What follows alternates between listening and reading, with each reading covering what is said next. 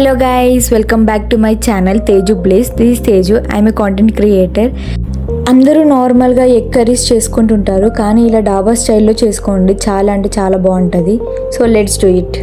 ఇక్కడ నేను 5 eggs తీసుకుంటున్నా. ఆ 5 eggsకి మనము చిన్న చిన్నగా కట్స్ ఇచ్చుకోవాలి, ఎందుకంటే మనం వేసే మసాలా అందులోకి బాగా వెళ్ళాలి కాబట్టి. సో ఇక్కడ నేను సాల్ట్, పసుపు, కారం వేసుకొని ఇలా హ్యాండ్తో కాకుండా మనం బౌల్ తీసుకుంటే బౌల్, లేకపోతే ప్లేట్లో ఇలా బాగా షేక్ చేసుకోవాలి. సో స్పైసెస్ అన్నీ బాగా పడతాయి దానికి. ఇలా ఈవెన్గా స్ప్రెడ్ అయ్యే వరకు మనం ఇలా షేక్ చేస్తూనే ఉండాలి. అన్నిటికీ స్పైసెస్ బాగా పట్టాయి. ఇప్పుడు ఈ ఎగ్స్ని ఒక ప్యాన్ తీసుకొని ఆయిల్ వేసుకొని హీట్ అయ్యాక 1 by 1 వేసుకోవాలి. మనం ఆల్రెడీ కట్స్ ఇచ్చింటాం కాబట్టి అవి జాగ్రత్తగా వేసుకొని బాగా ఫ్రై చేసుకోవాలి. నేను ఇక్కడ 5 eggs వేసుకొని వెంటనే మిక్స్ చేయడం లేదు, జస్ట్ ఒక 1 minute అలా గ్యాప్ ఇచ్చిన తర్వాత ఫ్రై చేసుకుంటున్నాను. ఎగ్స్ని మరీ ఎక్కువ ఫ్రై చేయకూడదు, జస్ట్ 5 minutes అలా ఫ్రై చేసుకొని సైడ్ తీసేసుకోవాలి. మనం ఎగ్స్ తీసేటప్పుడు చాలా జాగ్రత్తగా ఉండాలి, ఎందుకంటే అవి బ్రేక్ అయ్యే ఛాన్సెస్ ఉంటాయి. అలా బ్రేక్ అయితే కర్రీలోకి ఏం బాగుండదు. సో అది ఎగ్ మొత్తం అలానే ఉండాలి. సో అది చూసుకోండి.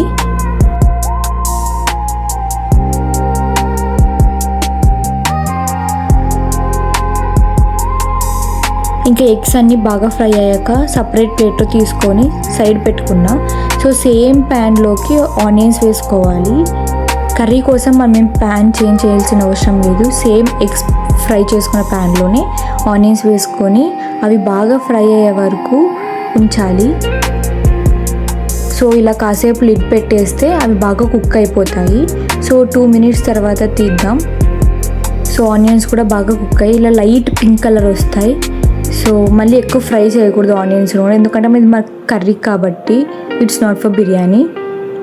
ఇంకా ఆనియన్స్ బాగా ఫ్రై అయ్యాక జింజర్ గార్లిక్ పేస్ట్ చేసుకోవాలి. ఇది నేను రోట్లో దంచింది.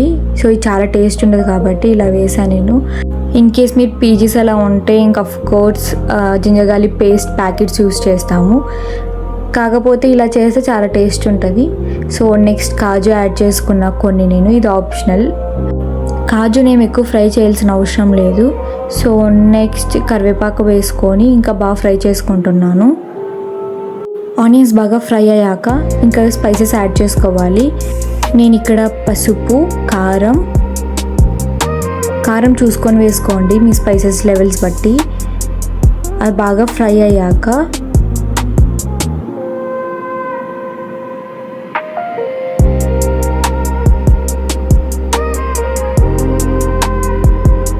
అందులోకి పెరుగు వేసుకోండి. పెరుగు వల్లనే కర్రీకి ఆ టెక్స్చర్ వస్తుంది, అండ్ ఆల్సో గ్రేవీ కూడా పెరుగు వల్లనే వస్తుంది. సో పెరుగు ఎక్కువైపోయినా కానీ ఏం కాదు.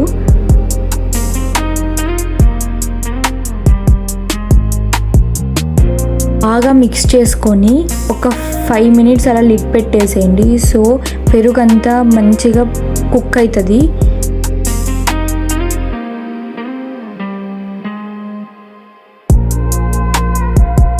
ఇంకా లిడ్ తీసేసి బాగా మిక్స్ చేసుకోవాలి. సో గ్రేవీ ఇలా ఉండాలి థిక్గా.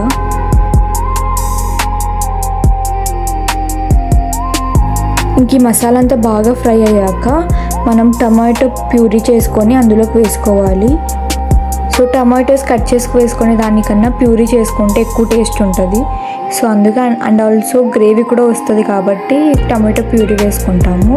సో ఇది కూడా బాగా కుక్ అవ్వాలి, ఎందుకంటే టమాటోస్ పచ్చి వేసాం కాబట్టి. మనం 5 minutes అలా బాగా బాయిల్ చేశాక అందులోకి సాల్ట్ అండ్ చిల్లీస్ వేసుకొని బాగా మిక్స్ చేసుకొని మనం ఫ్రై చేసి పక్కన పెట్టుకున్న ఎగ్స్ని వేసుకోవాలి కర్రీ బాగా ఫ్రై అయ్యాక.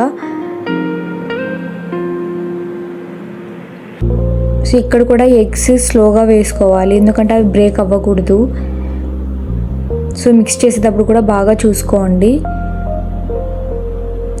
సో ఇంకా అలా లిడ్ పెట్టేసి ఒక 2 to 3 minutes వదిలేయండి. సో ఆ గ్రేవీ అంతా ఎగ్స్లో బాగా పడుతుంది. సో ఇలా ఆయిల్ బాగా పైకి రావాలి. సో స్లోగా మిక్స్ చేసుకొని ఇంకా ఫైనల్లీ ఎగ్స్ని ఇలా వేసి కలుపుతున్నప్పుడు గ్రేవీ కన్సిస్టెన్సీ చూసుకొని మనకి ఎన్ని వాటర్ కావాలో అన్ని వేసుకోండి. లాస్ట్లో బాగా గ్రేవీని బాగా మిక్స్ చేసుకోవాలి ఎగ్స్తో. సో ఇంకా ఫైనలీ కొరియాండర్ పౌడర్, జీలకర్ర పొడి వేసుకొని బాగా మిక్స్ చేసుకుంటే డాబా style egg masala curry ready అయిపోతుంది. ఇది రైస్, పరోటా ఆర్ చపాతి అన్నిట్లోకి బాగుంటుంది. Enjoy it guys. మీరు కూడా రెసిపీని ట్రై చేసి కమెంట్ చేయండి ఎలా ఉందో. Thanks for watching. Please do subscribe for more videos. Thank you guys.